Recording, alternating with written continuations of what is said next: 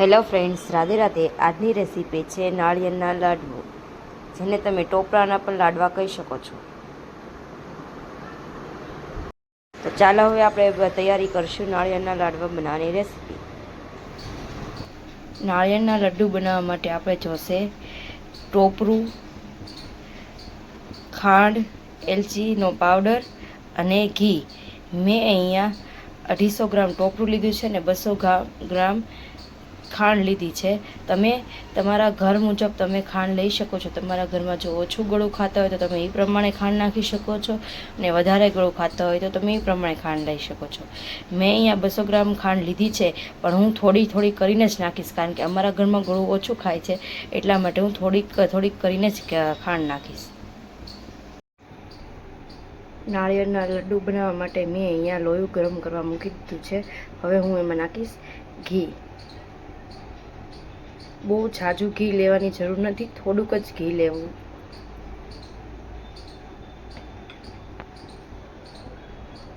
આ ઘી મેલ્ટ થઈ જાય પછી આપણે નાખશું ટોપરું। ઘી અહીંયા ગરમ થઈ ગયું છે, તો હવે એમાં આપણે નાખશું ટોપરું નાખીને આપણે આને સતત હલાવશું। મેં હવે ઘીમાં આને મિક્સ કરી દીધું છે, તો હવે હું આમાં થોડુંક નાખીશ દૂધ। તમે દૂધની જગ્યાએ મિલ્ક પાવડર પણ લઈ શકો છો।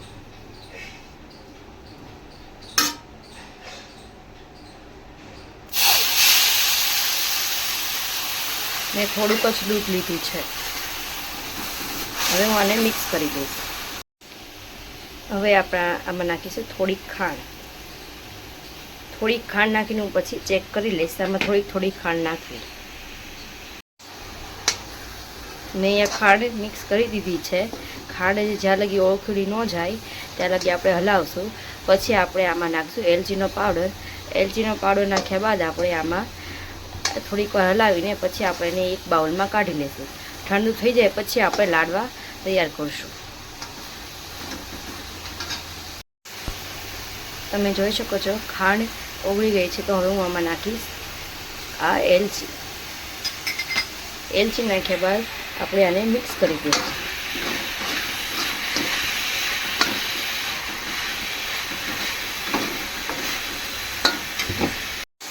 સરખી રીતે મિક્સ કરી દીધું છે, તો હવે આપણે આને એક બાઉલમાં કાઢી લઈશું। તમે જોઈ શકો છો મેં બાઉલમાં કાઢી લીધું છે। હવે આ થોડું ઘણું ઠંડુ થઈ ગયું છે, તો હું હવે મેં અહીંયા મોદક મોલ્ડ લીધો છે। મોદક મોલ્ડમાં નાખીશ એટલે છોકરાઓને મોદકનો શેપ ભાળીને એને નવીન લાગે છે, એટલે એ લોકો ખાય છે, એટલા માટે મેં મોદકનો મોલ્ડ લીધો છે। એમાં હું નાખી દઈશ। એ નાખીને પછી મોદકનો શેપ આવી જાય પછી કાઢીને હું એને કોરા ટોપરામાં ડીપ કરીને એકવાર મૂકી દઈશ।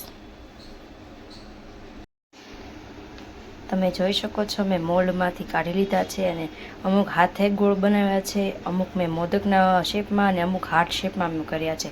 તમે જોઈ શકો છો મોદક રેડી થઈ ગયા છે। આ તૈયાર છે આપણા નાળિયેરના લાડ્ડુ।